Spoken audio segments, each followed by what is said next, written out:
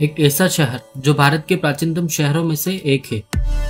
Historical records की माने तो उज्जैन और बनारस दोनों सबसे पुराने शहरों में से एक है। शिप्रा नदी के तट पे बसा उज्जैन भारत के सप्तपुरी पवित्र तीर्थों में से एक है। उज्जैन को कई नामों से जाना जाता है, अवंतिका, उज्जैनी, विशाला, अमरावती और भी बहुत नाम रहे हैं। महाकालेश्वर 12 ज्योतिर्लिंगों में से एक है जो कि बसा है मध्य प्रदेश के उज्जैन में। यह एक आध्यात्मिक स्थान है जो कि भगवान शिव को समर्पित है। यहाँ पहुँचना तो हर कोई चाहता है, लेकिन पहुँच वही पाता है जिसे खुद यहाँ की सरकार का यानी कि महाकाल का बुलावा हो। यहाँ महाकाल कॉरिडोर में आपको सभी देवी देवताओं की प्रतिमा तो देखने को मिलेगी, लेकिन आपको यहाँ दशानन रावण की प्रतिमा भी देखने को मिलेगी जो कि उठाए हुए हैं कैलाश पर्वत।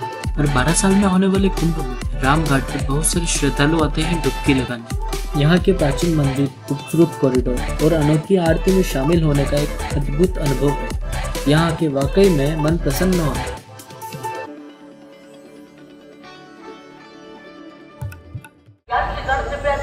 गाड़ी संख्या 12996 अजमेर से चलकर रतलाम, वडोदरा, वलसाड के जाने वाली गाड़ी प्लेटफॉर्म क्रमांक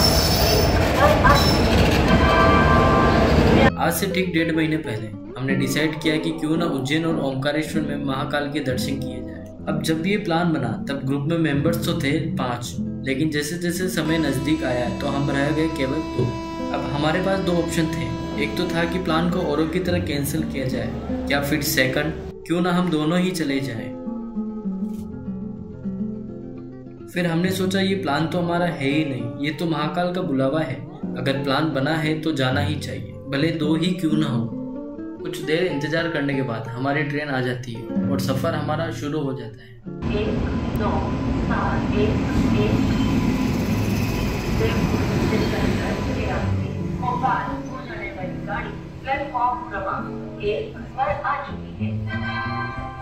अब हमें नहीं पता था कि हमारा सफर कैसा होने वाला है, क्योंकि आज से पहले कभी घर से दूर या तो फैमिली के साथ गए हैं या फिर किसी फ्रेंड्स के साथ, लेकिन अभी हम थे केवल 2। हमें नहीं पता था कि उज्जैन में कहाँ जाना है और कैसे जाना है और कहाँ रुकना है, क्योंकि ये ट्रिप हमें बजट में भी करनी थी और हम दिन लेकर आए थे केवल 2, जिसमें हमें कवर करना था उज्जैन और ओमकारेश्वर। अब हमने सोचा रात में एक अच्छी सी नींद लेकर सुबह फ्रेश सा फील कर उज्जैन को आराम से एक्सप्लोर करेंगे।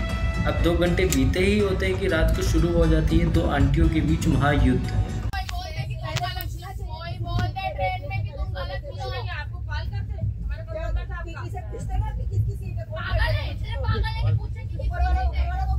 पुलिस द्वारा थोड़ी बहुत समझाइश के बाद युद्ध रुका तो सही, लेकिन ज्यादा देर नहीं। रात तो जैसे तैसे निकालते ही है, लेकिन सुबह होते ही हमें एक और झटका लगता है कि पास वाले कोच में चोरी हो जाती है, वो भी मोबाइल की। तो हमें कहाँ नींद आने वाली थी। पुलिस का आना, कंप्लेन करना और ऐसे करते करते आखिर हम उज्जैन पहुंच ही जाते, क्योंकि इस छोटे से सफर में हमारे साथ क्या कुछ नहीं गुजरा। अब आज का दिन हमारे लिए बहुत अच्छा भी होने वाला था, क्योंकि हमें महाकाल के दर्शन को मिलेंगे और भागम भाग वाला भी होने वाला था, क्योंकि एक दिन में हमें उज्जैन में बहुत सारी जगह पर दर्शन को जाना था। शेयरिंग रिक्शा में बैठकर एक अच्छी सी और बजट वाली होटल संभाल कर रेडी होकर निकल पड़ते हैं चाय कॉफी पीकर महाकाल कॉरिडोर की ओर। फाइनली अब हम रेडी होकर महाकाल जी की नगरी उज्जैन पहुंच चुके हैं। यह कॉरिडोर भगवान शिव की कहानियों को दर्शाता है। यह कॉरिडोर कला, आध्यात्मिक और प्राकृतिक सौंदर्य का मिश्रण है। यह कॉरिडोर पुरानी रुद्र सागर झील के चारों ओर बना है। यह कॉरिडोर भारत में अपनी तरह का सबसे लंबा कॉरिडोर है। इस कॉरिडोर में भगवान शिव और ऋषियों के 160 मूर्तियां हैं। इस कॉरिडोर में शिव पुराण की कहानियों को दर्शाने वाले 50 भित्ति चित्र हैं। इस कॉरिडोर में कालिदास के अभिज्ञान शाकुंतलम में उल्लेखित बागवानी प्रजातियों को भी लगाया गया है। यहाँ देवी देवताओं के साथ साथ दशानन रावण की प्रतिमा भी है, जो कि कैलाश पर्वत को उठाए हुआ है।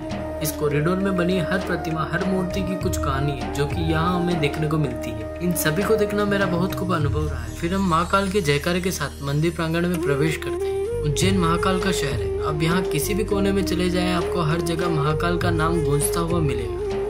उज्जैन में बसा महाकालेश्वर मंदिर भारत के 12 ज्योतिर्लिंगों में से एक है। ये एक स्वयंभू शिवलिंग है, जिसका मतलब है ये स्वयं ही बना है, इसे किसी मूर्तिकार ने नहीं बनाया है। यहाँ का शिवलिंग दक्षिणा मूर्ति है, मतलब शिवलिंग के मुख की दिशा दक्षिण की तरफ है, जो कि 12 ज्योतिर्लिंगों में देखने को नहीं मिलती। अगर मंदिर की हिस्ट्री की बात की जाए कि ये कितना पुराना है, तो इसका तो कोई तथ्य ही नहीं है। और शायद पिछले 2000 सालों से महाकाल की पूजा यही हो रही है। महाकवि कालिदास के मेघदूत में भी इसका उल्लेख मिलता है। हमारे दर्शन तो हो चुके हैं महाकाल जी। हमारे महाकाल जी के दर्शन तो आसानी से हो जाते हैं। अब बारी थी तो महाकाल कॉरिडोर को देखने की।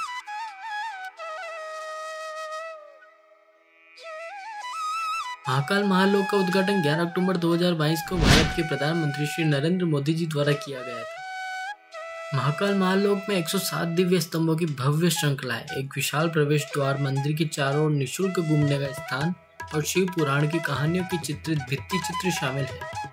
इस परिसर में एक संग्रहालय भी है जो भगवान शिव के जीवन और पौराणिक कथाओं को प्रदर्शित करता है।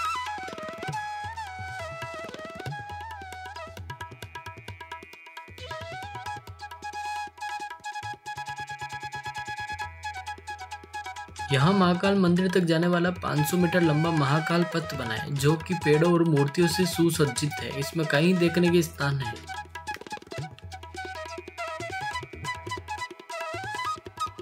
यह कॉरिडोर जितना खूबसूरत दिन में लग रहा है उससे भी कहीं गुना रात में खूबसूरत लगता है जब भगवान की प्रतिमा पर रंग बिरंगी लाइटनिंग पड़ती है।